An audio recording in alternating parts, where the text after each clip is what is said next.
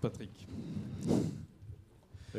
Comme On connaît votre attachement, intérêt pour Saint-Exupéry, pour Le Petit Prince. Je dis que pour nous, dans notre famille, c'est assez mythique, je vais dire. Voilà. Et je suis très ému. Et ça me fait très plaisir ce soir que vous soyez avec nous, que vous soyez parmi nous, pour partager ce moment. Et voilà, donc ça fait longtemps que je voulais vous demander voilà, pour cette proximité avec Saint-Exupéry, avec son œuvre, qui continue. Finalement, on a l'impression que ça vous a accompagné un peu toute votre vie. Oui, ça m'a accompagné vraiment longtemps, depuis l'enfance. D'abord, je suis très content d'être ici en famille, parce que je vois nous aussi, on est contents. Il y a des familles puissantes. Là, à chaque fois que je perds de vue un Daguet, il y en a un autre qui renaît. Puis il y a les Syntex. Un Ponce-Colombe, un Syntex, je crois qu'ils tous les connaissent. Ah bah oui, je suis très impressionné par ça. Et alors après, quand je vois la chance qu'a Antoine, qui déjà portait un très beau nom et qui porte un très beau prénom, je me dis qu'il a de la chance. Même chose pour Nathanaël, qui a quand même une super belle lignée. Sa mère, que je connais, que j'apprécie infiniment. Et si un jour, à MK2, ils ont envie de faire un film sur Syntex, je suis tout prêt à apporter mon concours. Bonne idée, ça. J'aimerais pouvoir... voilà, que ça devienne encore plus universel, ce message. Alors, pour parler de mon propre rapport, je vais d'abord vous dire la vérité. Ça a commencé par un gros mensonge que j'ai dû proférer quand j'avais 7-8 ans. Et j'avais sauté une classe et je me retrouvais avec des gens qui avaient 9-10 ans, mais c'est très important, 2 ans d'écart. Et pour me faire un peu respecter, un jour, dans ma cour d'école à Reims, j'ai dit que j'étais le filleul de Saint-Exupéry. Je vous rassure, je ne le suis pas. Il était mort depuis belle lurette quand je suis né, mais bon, ça m'a valu quand même une reconnaissance et un regard très différent. Mais ils m'ont pu embêter après. Donc ça a duré ce que ça a duré, mais enfin c'est un petit mensonge qui m'a rendu heureux. Au fond, j'aurais bien aimé être son filleul. Je crois qu'on peut dire qu'aujourd'hui vous êtes un filleul spirituel. Voilà, de Saint-Exupéry, Patrick. Alors, il se trouve qu'en plus, il y avait un héritage familial assez étonnant, puisque mon grand-père, qui était plus âgé que lui, était aviateur aussi pendant la Première Guerre mondiale, et l'avait connu, et son épouse, Consuelo, est restée jusqu'au bout la meilleure amie de ma grand-mère. Donc, j'ai connu Consuelo abondamment. Et elle m'a envoyé des petits mots, elle m'appelait mon petit prince. Alors évidemment, quel enfant et surtout qu'elle signait avec des écharpes extraordinaires. Mon chéri, mon petit prince. Voilà, exactement. Donc j'ai eu cette chance qui m'a accompagné. Et évidemment, je pense que c'est le premier livre que non seulement j'ai lu, mais le premier livre que j'ai fait lire à tous mes enfants. Et à chaque fois, j'ai vu l'émerveillement et j'ai vu la modernité, puisqu'on évoquait la singularité du discours, l'universalité du discours.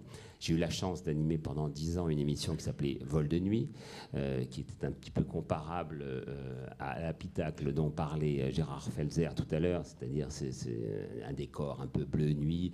Et j'étais heureux de prendre cet envol à chaque fois avec des écrivains qui étaient quand même les vrais compagnons d'Antoine de Saint-Exupéry, et parfois avec des aviateurs qui venaient les rejoindre. Et j'ai été très fier de partager l'épopée de Solange Marchal et toute sa joyeuse équipe pour le prix Saint-Exupéry, justement pour les livres pour la jeunesse. Je crois qu'on a fait avec Claudie et bien d'autres des choix judicieux pour permettre aux jeunes de continuer à se passionner pour ce Saint-Exupéry dont ils entendaient parler un peu, notamment à travers Le Petit Prince. Et tout récemment encore, pour en terminer avec mes liens avec Saint-Exupéry, je me suis retrouvé donc le 17 juin lors de cette fameuse vente.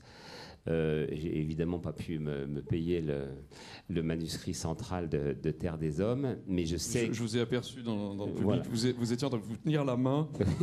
Mais je sais qu'il le possède et je sais qu'il sera très rapidement mis à la consultation de tous au musée des arts et manuscrits et qui se trouve, des lettres et manuscrits qui se trouvent rue de Nesle, pas très loin d'ici.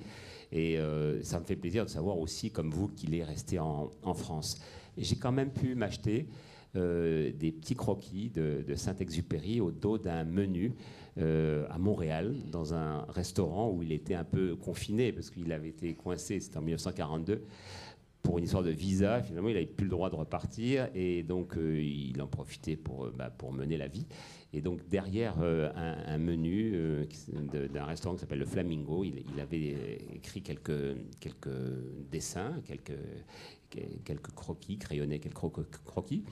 Et j'ai pu acheter également un Terre des Hommes avec un envoi spécial à Charles Maurras. Donc vous voyez, je suis très heureux de pouvoir être le dépositaire de ce Terre des Hommes, parce que plus que le manuscrit central, enfin le chapitre central de Terre des Hommes, moi, si j'avais eu les moyens, c'est vraiment la dernière page de Terre des Hommes que j'aurais acheté, parce que je me serais damné pour cette page qui dit tout sur Saint-Exupéry, qui dit tout sur aujourd'hui le fait que nous serions les citoyens du monde. Et il a une façon de parler à la fois de l'humanisme et de l'universalité exceptionnelle. Il est, comme Claudie, comme Gérard, il est en haut. Il est au-dessus des plaines argentines et il décrit ces milliers de petites lumières qu'il voit. Et il imagine que derrière, ou sous, ou à côté de ces lumières, il y a un couple, une famille, des gens qui s'aiment, qui se détestent, qui ont des envies, ont des rêves. Et la manière dont il parle des hommes vus d'en haut, c'est vraiment la terre des hommes. Et je pense que si cet homme se retrouve aujourd'hui traduit en près de 200 langues, c'est ça, en 200 langues ou dialectes, c'est vraiment parce que son message est universel, compréhensible par tous, accessible à tous dès l'enfance. Et plus on avance en âge.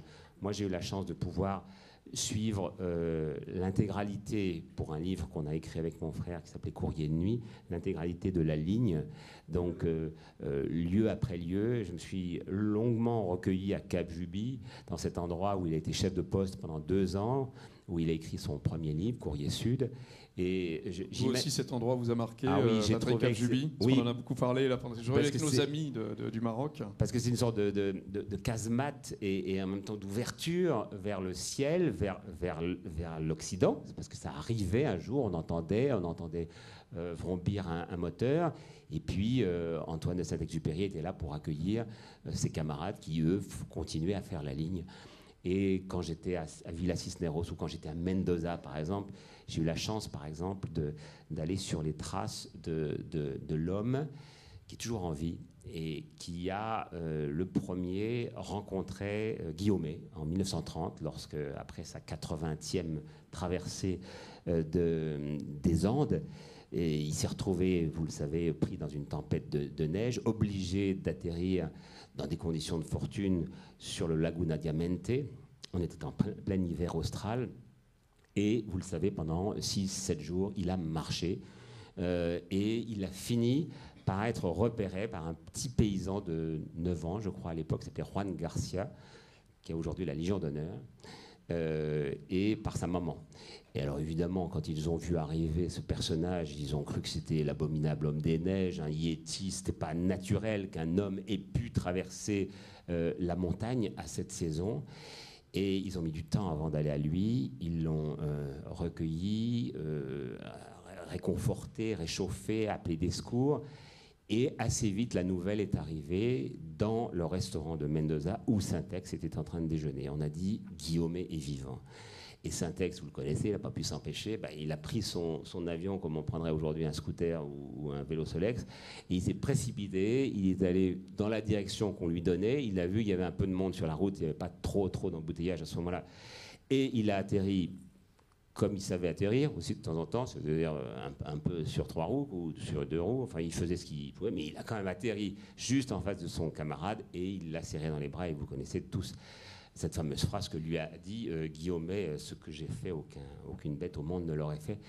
Et quand j'étais là, à Mendoza, puis quand je suis allé avec Juan Garcia sur ce Laguna Diamante, qui est un très beau lac qui porte bien son nom, d'une couleur bleue, je me suis dit vraiment... Qui est très haut, en altitude. Très haut, oui, à près de 3000 mètres, juste à la frontière entre le Chili et l'Argentine.